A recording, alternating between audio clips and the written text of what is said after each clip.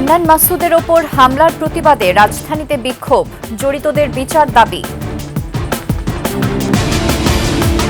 ঈদ উপলক্ষে ব্যস্ত সাভারের ভাকুরতা গ্রাম, তৈরি হচ্ছে কানের দুল, চুড়িসহ নানা অলংকার। এবং নেত্রকোনায় ফসল রক্ষায় জীবন রক্ষা বাঁধ, মাটির পরিবর্তে বালি ব্যবহারের অভিযোগ।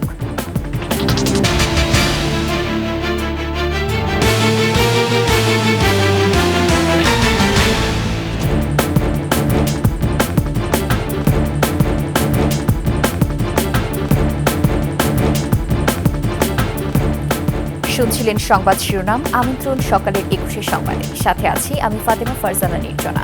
দর্শক, 21 টেলিভিশনের সংবাদ একই সাথে সরাসরি দেখতে পাবেন আমাদের ফেসবুক পেজ www.facebook.com/2124 অনলাইনে। এছাড়া সাবস্ক্রাইব করতে পারেন www.youtube.com/@21etv চ্যানেলে। নোয়াখালীর হাতিয়ায় হামলার শিকার হয়েছেন জাতীয় নাগরিক পার্টির জ্যেষ্ঠ যুগ্ম সমন্বয়ক আব্দুল হান্নান মাসুদ। এর প্রতিবাদে সোমবার রাত 12টায় রাজধানীর বাংলা মোটরে বিক্ষোভ মিছিল করেছে দলটির কর্মী সমর্থকেরা। এ সময় বিক্ষোভকারীরা অভিযোগ করেন, স্থানীয় বিএনপির নেতারা এই হামলায় জড়িত।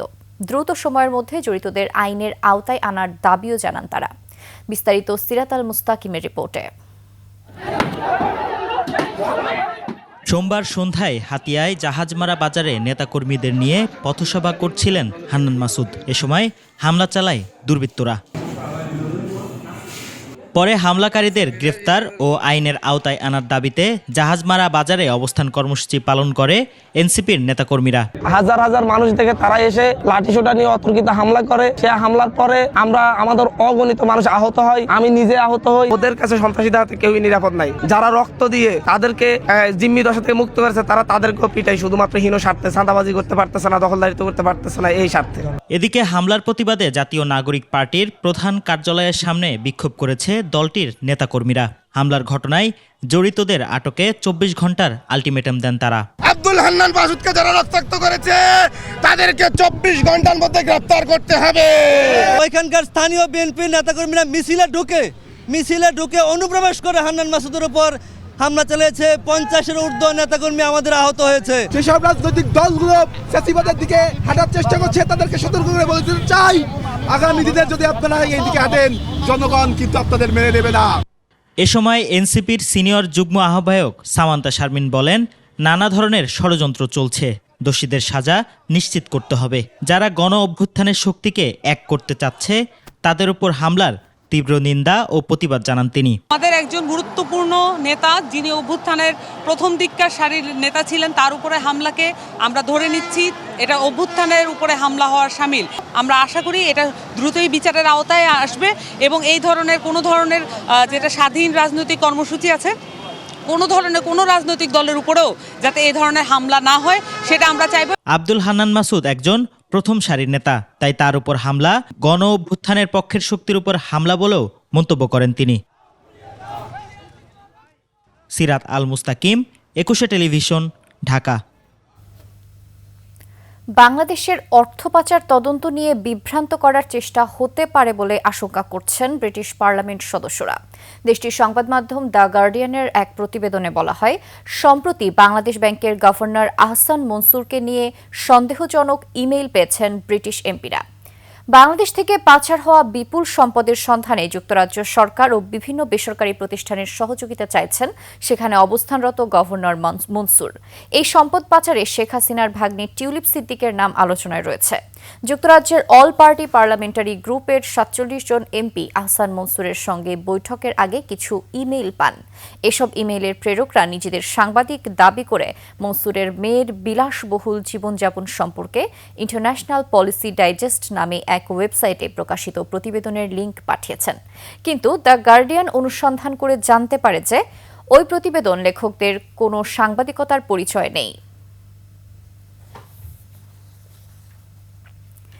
সাদামাটা ধাতব উপাদানেই চমৎকার সব নকশা করে গড়ে তোলা হচ্ছে কানের দুল, গলার হার, হাতের চুড়ি সহ হরেক রকম অলংকার। এসব গহনা পাওয়া যায় রাজধানীর নামি দামি শপিং কমপ্লেক্সে, যা তৈরি হচ্ছে সাভারের ভাকুরতা গ্রামে। ঈদ সামনে রেখে তাদের শেষ মুহূর্তের কাজ তুলে নিচ্ছেন সাভার প্রতিনিধি শাহেদ জুয়েল। তার তথ্য ছবিতে দেখুন ডেস্ক রিপোর্ট। দক্ষ হাতে নান্দনিক কারুকার্যে এক একটি গহনা তৈরি করছেন এই কারিগর। নিপুণ হাতের সূক্ষ্ম ছোঁয়ায় সাদামাটা ধাতব উপাদানেই ফুটিয়ে তুলছেন চমৎকার সব নকশা। প্রাথমিক গড়নের পর করা হচ্ছে ঝালাই। নকশার ধারা অনুযায়ী মানানসই পাথর ও পুঁতি বসিয়ে দেওয়া হয়, করা হয় মিনা। এভাবেই তৈরি হয় কানের দুল, গলার হার, হাতের চুড়ি সহ হরেক রকম অলংকার। সাভারের ভাকুরতার গহনা গ্রামের কারিগররা নিজেদের ভাবনা থেকে গহনার নকশা উদ্ভাবন করেন। অনেক সময় জনপ্রিয় গহনার নকশার ধারাও অনুসরণ করেন। ভাকুরতায় এমন বহু মানুষ আছেন বংশ পরম্পরায় যারা এই শিল্পের সঙ্গে যুক্ত। এই কাজ করে ঘুরিয়েছেন নিজেদের ভাগ্যের চাকা। কারিগর হিসাবে আগে যে একটা পরিশ্রমের দামটা পাইতাম সেটা পাইতেছি না। একসময় সোনা আর রূপা দিয়ে হতো কাজ, তবে সেসবের দাম বাড়ায় তামা ও পিতল দিয়ে চলছে সেই কাজ। এইসব মাল মিটার কিনতাম হস্তায় 1200 টাকা কেজি কিনতাম, এর সঙ্গে বেচতাম এই মাল 400-450 টাকা।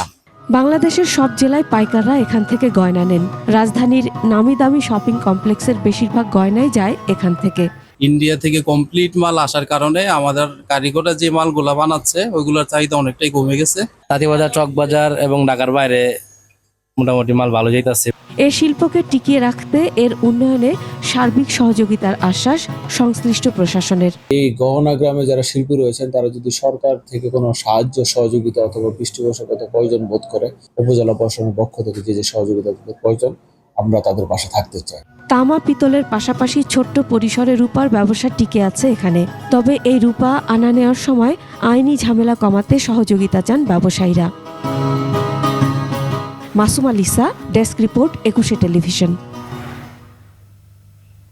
নেত্রকোনায় কয়েকটি এলাকার বোরো ফসল রক্ষায় 7 কোটি টাকা ব্যয়ে নির্মাণ করা হচ্ছে জীবন রক্ষা বাঁধ। স্থানীয়দের অভিযোগ, বাঁধে মাটির পরিবর্তে ব্যবহার করা হচ্ছে বালি। কৃষকরা বলছেন এতে ফসল রক্ষা তো হবেই না, বরং জলে যাবে বাঁধে ব্যয় করা টাকা। নেত্রকোনা প্রতিনিধি মনোরঞ্জন দাসের তথ্যচিত্রে দেখুন ডেস্ক রিপোর্ট। হাওড় অঞ্চল খ্যাত নেত্রকোনার বন্যাখরা থেকে পুরো ফসল রক্ষায় বারহাট্টার নোয়াপাড়া থেকে দুধকুড়া পর্যন্ত প্রায় 5 কিলোমিটার বাঁধ নির্মাণের উদ্যোগ নেয় পানি উন্নয়ন বোর্ড।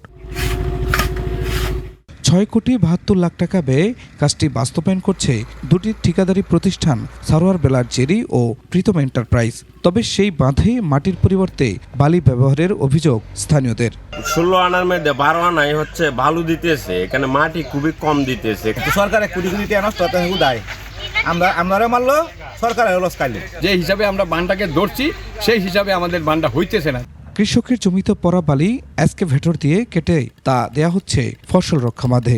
জমিন থেকে মাটি তুলছে, যেটি থেকে তুলছে বর্ষাকাল আইলে কিন্তু বৃষ্টি হইয়া কিন্তু আবার কিন্তু ক্ষেতের মাটি দেবো ক্ষেতে। কৃষকের লাগা বানতাছে, কৃষকরা তো এটা বান্ধা হইতাছে না, এটা আরো ক্ষেত কলাতে ভরবো। এ বিষয়ে জানতে চাইলে ঠিকাদারি প্রতিষ্ঠানের কাউকে প্রকল্প এলাকায় পাওয়া যায়নি। তবে পাবু বলছে অতিরিক্ত বালি ব্যবহারের বিষয়টি প্রমাণিত হলে নেওয়া হবে ব্যবস্থা। বালি দিয়ে বাঁধ করার কোনো সুযোগ নেই, তবে যেখানে মাটি আছে মাটি দিয়ে বাঁধ নির্মাণ করতে পারবে এবং এলাকাবাসীর স্বতঃস্ফূর্ত সহযোগিতাই করা হচ্ছে। প্রকল্পটি সঠিকভাবে বাস্তবায়ন হলে রক্ষা পাবে বারহাট্টার লক্ষাধিক কৃষকের ফসল। Khurshid Alam, desk report, 21 television.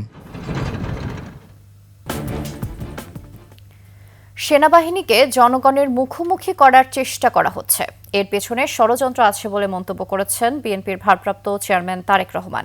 তিনি বলেছেন দেশে একটি অস্থিরতা তৈরি হচ্ছে, মানুষ চায় দেশে স্থিরতা ফিরে আসুক।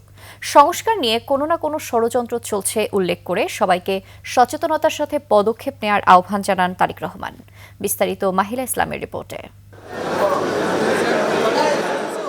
স্কাটন লেডিজ ক্লাবে সাংবাদিকদের সম্মানে ইফতার মাহফিলের আয়োজন করে বিএনপি মিডিয়া সেল। মাহফিলে ভার্চুয়ালি যুক্ত হন বিএনপির ভারপ্রাপ্ত চেয়ারম্যান তারেক রহমান। যারা স্বাধীনতা সার্বভৌমত্ব বিশ্বাস করে না তারা ষড়যন্ত্র করে যাচ্ছে মন্তব্য করে সাংবাদিকদের এই বিষয়ে গুরুত্বপূর্ণ ভূমিকা পালনের আহ্বান জানান তিনি।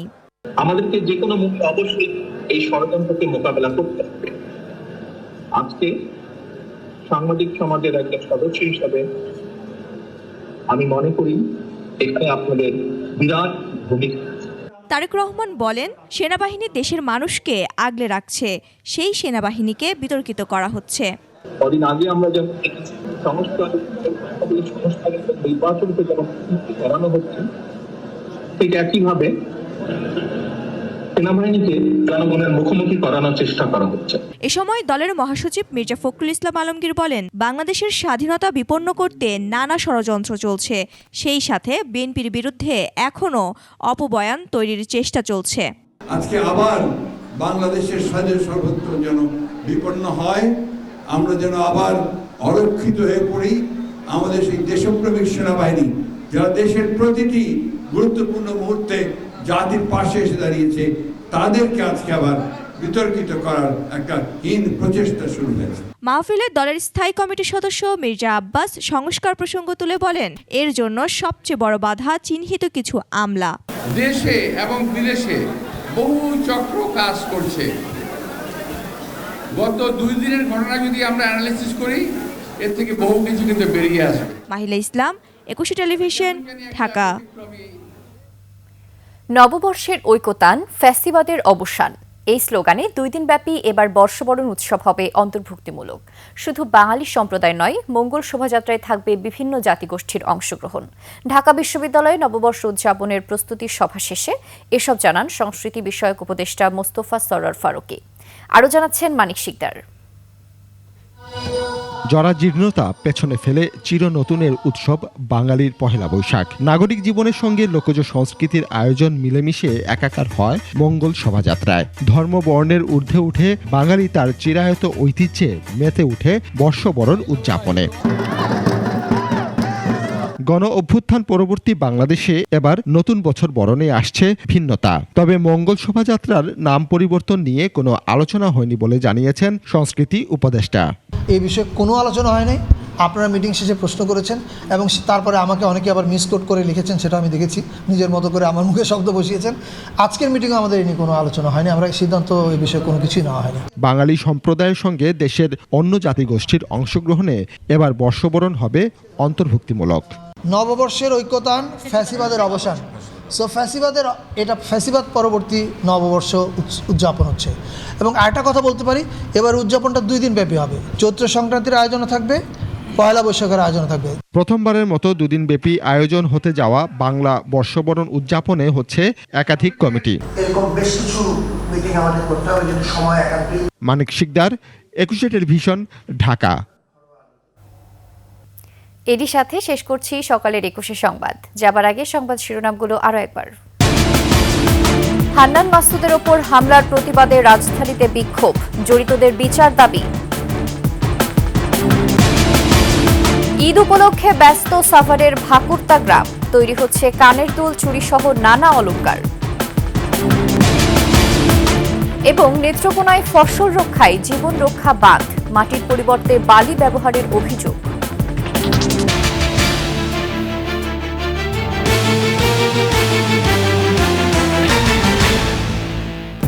সর্বশেষ সংবাদ জানতে ডায়াল করুন 2021 নাম্বারে, আর ভিজিট করুন 21-tv.com ওয়েবসাইটে।